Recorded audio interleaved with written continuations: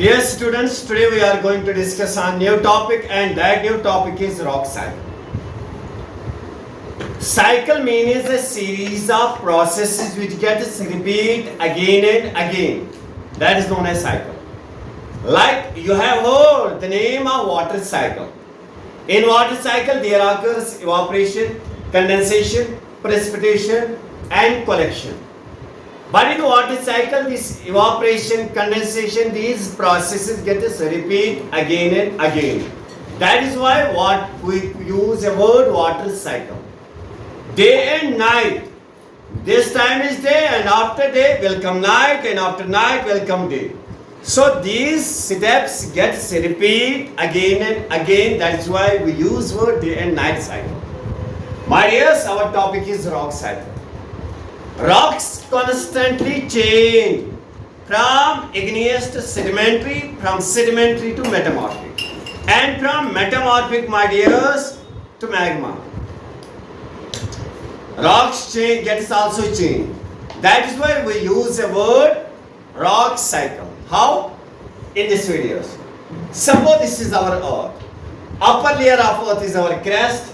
Below the crust, my dears, is mantle.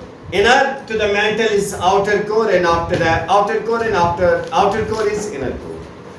And we already discussed on these types layers of earth. So dears, temperature of deep mantle, outer core and inner core is very high. Temperature of deep mantle is, my dear, 6000 degrees Celsius. Temperature of outer core is 7000 degrees Celsius. And temperature of inner core is 8000 degrees Celsius. Means here temperature is very high. So dears, magma is present in the deep mantle and in the outer core. Magma means rocks are in hot molten form. This magma exerts pressure on the crust. It makes hole in the crust due to pressure. This hole is known as volcano. Through this volcano, the magma reaches on the surface of earth. When magma reaches on the surface of earth, temperature is very less as compared to outer core and inner core. Average temperature of crust is on the surface of earth is 30 degrees Celsius. But temperature there is in the outer core and in the inner core is very high. So dears, when this magma reaches on the surface of earth, this magma cools down, becomes hard, form a rock that is known as igneous rock. As we already discussed on, this igneous word is derived from ignis, Latin word ignis, which means fire. Igneous rocks are formed from fire. From which fire? From magma. When magma reaches on the surface of earth, that is known as lava. So, my dear, this lava cools down, becomes hard, form a rock known as igneous rock. After that, my dears, by heat, by cold, by wind, by water, by landslides, these igneous rocks break into small pieces known as segments. So breakdown of big rocks into small pieces is known as weathering. During rainfall, rainwater carry these small pieces from mountains, from these igneous rocks into the rivers. River water carry these sediments into the sea, my dears. When these sediments reach into the sea, when these sediments by the gravity of earth get settled down at the bottom of sea.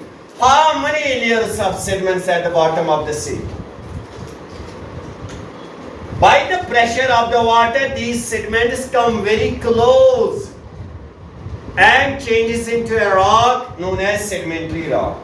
Sedimentary rocks are formed from the sediments at the bottom of the seas and oceans. But yes, suppose these are now sedimentary rocks. If these sedimentary rocks will get high temperature of mantle and the pressure of this water, sea water, These sedimentary rocks changes into metamorphic rocks. Metamorphic word is derived from metamorphy, means change. So there occurs change in sedimentary or in igneous rocks. And that change occurs, my dears, due to heat, high temperature and pressure. Is metamorphic rocks are formed from igneous and sedimentary rocks under high temperature and pressure. So these are metamorphic rocks.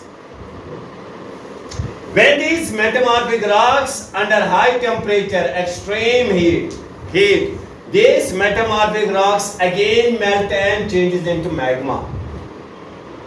So this magma exerts pressure on the crust, makes whole volcano and reaches on the surface of earth. When this magma reaches on the surface of earth, it cools down, form again igneous rocks.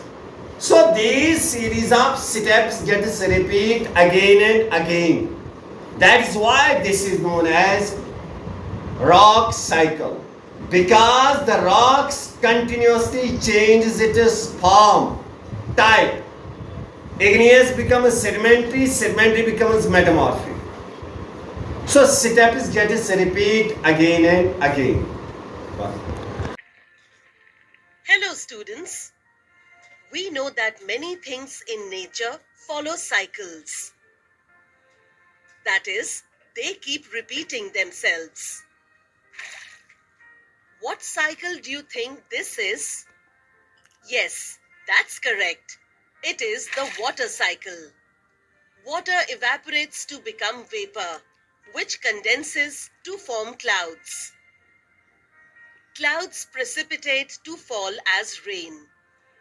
Rainwater collects in oceans, rivers, and lakes, from where it evaporates, beginning the cycle all over again. Did you know that rocks also follow a cycle? Yes. We shall learn more about it in this video.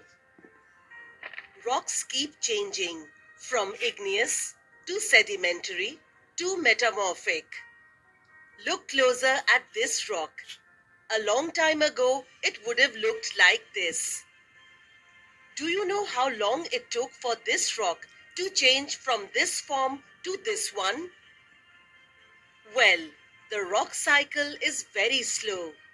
It takes millions of years for a rock to change into another type of rock. Hence, it is very difficult to notice the change.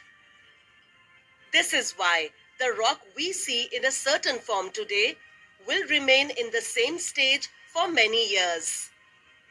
Let us now see how one form of rock changes to another. You know that when the magma or the molten rock cools down, igneous rocks are formed. Igneous rocks slowly get broken down due to the breaking of big rocks by wind and water. This leads to the formation of sediments.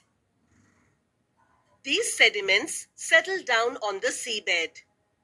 This is compressed by more and more layers of such sediments, and sedimentary rocks are formed. Inside the earth, the heat and pressure are high. Hence, sedimentary rocks get buried deep underground. Due to this, they slowly change their form and form metamorphic rocks. We know that the inside of the earth is very hot. Hence, the metamorphic rocks start melting.